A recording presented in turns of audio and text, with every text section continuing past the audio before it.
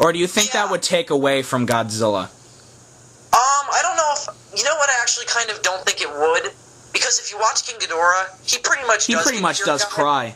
Yeah, I mean, pretty much. And going back to James Rolfe in that, when he said Godzilla just fried his ass... That's not what happened. That's not how it happened. He wanted him to do that. Because he said the scene was hilarious. It wasn't supposed to be funny. It's not supposed to be funny. That scene... I was like... I wasn't getting choked up, but I was like so embedded into that character. I was like, oh my god. Like when that scene happened, like I was left breathless. You know what though? As a Godzilla fan, as long as I was when I saw that, because that wasn't one of the first ones I saw, but it was... I saw it young, but it wasn't that young. Yeah. I was like, I know what's going to happen, but I loved this character, and I was hoping he wasn't going to get killed. Mm-hmm. And I was like, oh no, I know Godzilla's going to kill him, and I'm going to be so heartbroken when he does. Because I know this character, I know he's going to kill him.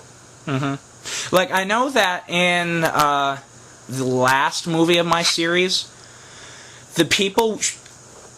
I want the audience to sort of expect, like, oh my god, like they're going to be cheering that Godzilla's dead, finally. Mm-hmm. But they're all crying. Just like the original. Yeah. And my idea was the final shots for Godzilla, the last shots of Godzilla is like a close-up on his eyes, and it's like it's cutting to black and white footage of the other films in my series. Like he's remembering everything, and you just hear his heartbeat. Bum bum bum bum bum bum bum. Oh, that's cool. Bum bum. And it slows down. Boom. Yeah. And then when the last heartbeat goes, you just see Godzilla's pupil just like widen. Oh. And then Akira Ifukube's Requiem music from Godzilla vs. Destroyer starts playing. I love it. And it's like Tokyo's in flames, and it's just everybody is like, holy shit. And, I love that. You know, honestly, I think the last line in the movie would be halfway through the fight, and it would be like 40 minutes before the movie ends. And the rest of it is just Godzilla fighting Gamera and Mechagodzilla. That wouldn't be the first time it's happened for Godzilla either. Terror of Mechagodzilla? Oh, I love that movie. In my opinion, the most underrated Godzilla film. I'll agree to that. And I think that I might be wrong about this because I've never seen the Japanese version, so I don't know if it's different there. But I don't think that there is one single more line after the leader spaceman dies, and Godzilla's still fighting Titanosaurus. I think that it's just... There actually isn't, and in the American version, they cut it out, which made me so angry. But there's a scene where Ichinose is holding Katsura, watching Godzilla walk out into the ocean in his arms, dead. Oh, really? And he's just bawling his eyes out. That pisses me off now. And it is so... And you want to know something else? Just a little bit of tidbit. There is a titty shot in the Japanese version of Godzilla. I knew about that too, yeah. And, like, I wasn't expecting it, so when I was watching it on my TV, I was like... You're like, yeah, your jaw was, like, hanging There's down. boobies. So I had to rewind it. They raped my childhood! They're boobies! Yeah. But that movie is just so dark. And, like, My Godzilla Series is going to be dark. Yeah. Like, I know how one of the main characters who, in the first one, Godzilla and King Kong, what happens is Godzilla breathes atomic breath at a helicopter, and it goes haywire, and it smashes into a building where a general is. And everything catches on fire, and something collapses on him, and a piece of metal impales him through his stomach. And basically, he's the only person holding up quite a bit of the building from falling down. Well, not like a lot of the building, but enough to kill everybody that's in there.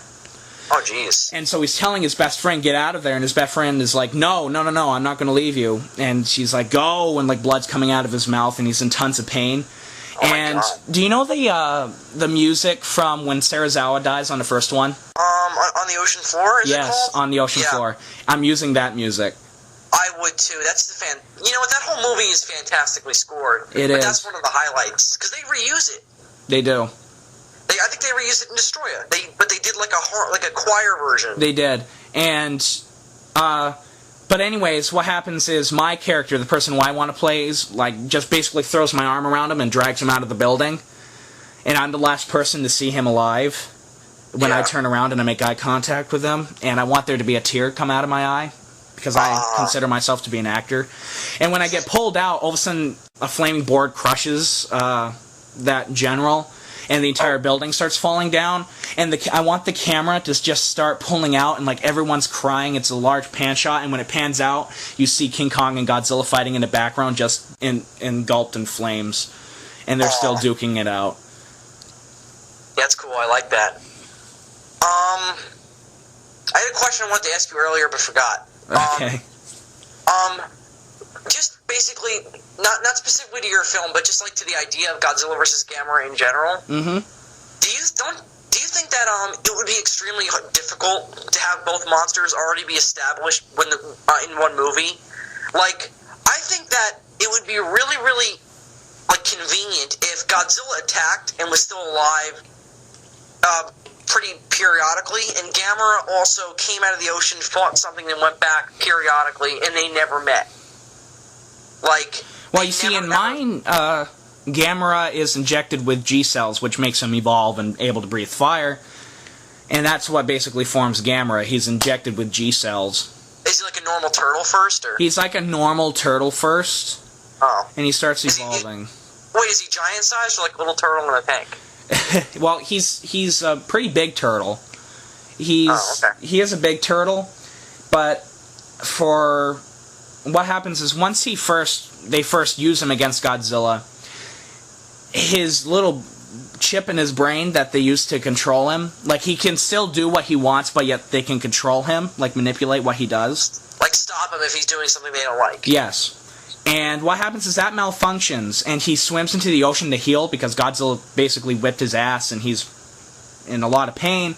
And when he returns, the Japanese and the Americans, well, actually the entire world is like, oh god, he's going to go apeshit. And he's going to destroy everything. But what winds up happening is he teams up with Mechagodzilla. Yeah, that's cool. I like that. Which, in my opinion, adds to his character. Because he remembers... It's like, I don't want to say he's a good guy, but he remembers what Godzilla did to him, and he's still pissed off at Godzilla, and he sees Mechagodzilla's fighting him, and he's like, okay, you're my ally. Okay. The robot's like, what? What? Like, I know I want there to be a shot kind of like Terra Mechagodzilla, where Titanosaurus and Mechagodzilla are just walking forward. Oh, I want it to be kind of like that, and Godzilla's down on the ground and just watching him walking towards him. Oh, that's cool. But that's one of my favorite scenes in that whole movie is the fight in the city before it gets taken to like the cliched barren wasteland that became like a staple of the Godzilla series. Right. I mean, every movie it just starts in a city and then it goes to like to a barren wasteland. I know. I was just like. Do you watch Ultraman Cronus' channel? I do. You know? Have you seen Godzilla? Oh god, what's it? Godzilla versus the Space Monsters? Is it called? Yes. Oh yeah, have you seen that? Yeah. Okay, because he has I love the scene where him and Gigan are fighting. And it's like cliched barren wasteland. Yes. I was like, that's funny. That's so true. Every movie it has that location. And the reason behind it is because it's the easiest thing to build to scale with the suits. And I know this from Final Wars.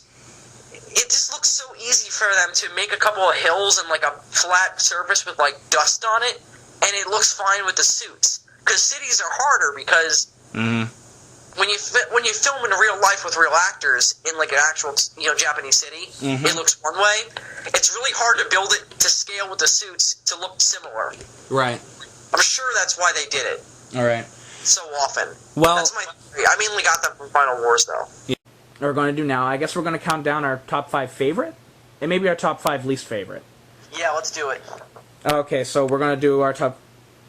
How about our top 5 favorite first? Sure, it's time to kiss some lizard ass. Yeah. So, how about you start? Sure, number 5. I'm going to actually say... I did a video a year ago about my top 5 favorite. I'm going to change it a lot. You know what number 5 is going to be for me? What?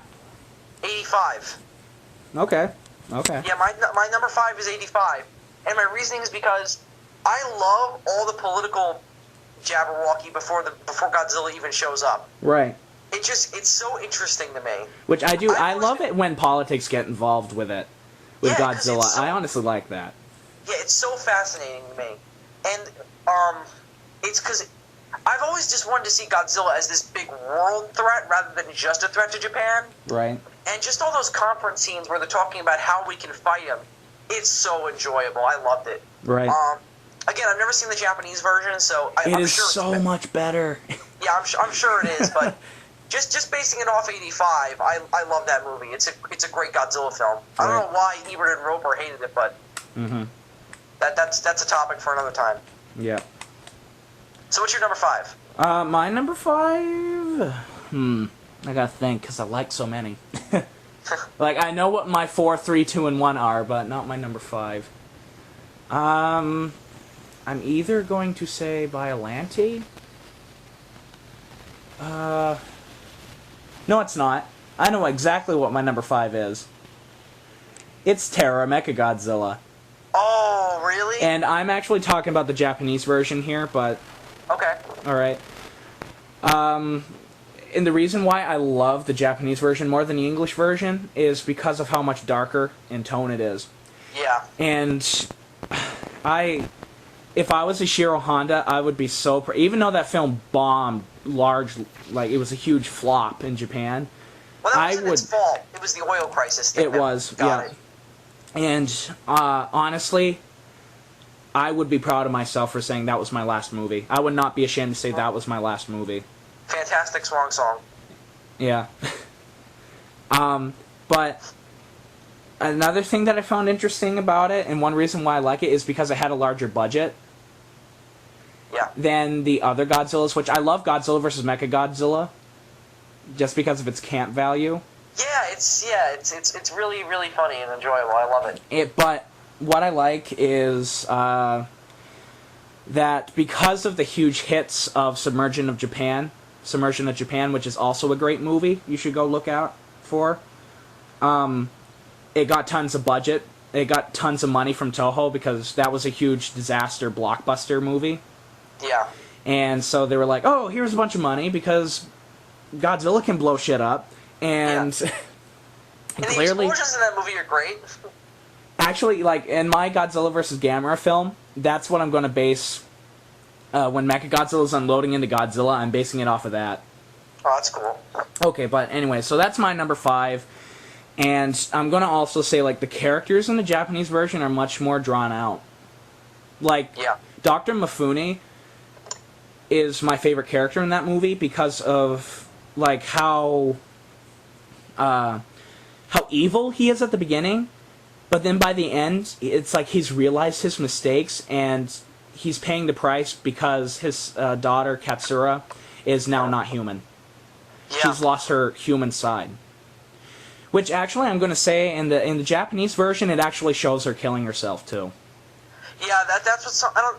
It wasn't... Was it you who pointed that out to me when I did the ZMMR on it? Yes. Yeah. Oh, it was? Okay, sorry. That was so long That was ago. the first video I found of you, and I was like, oh... And you said, I haven't seen the Japanese version. I was like, oh, you've got to. Yeah. And actually, it's the same with... They're all out on DVD, so that'll be good. Well, I know that's one of them that's on the Toho Masterworks collection. I only have I only have Gojira and Ghidorah, the three-headed monster of that series. Actually, I'm just going to say this, and then we're going to go back onto the top 5. I just got word that Godzilla vs. Megalon was released on DVD and Blu-ray, Region 1.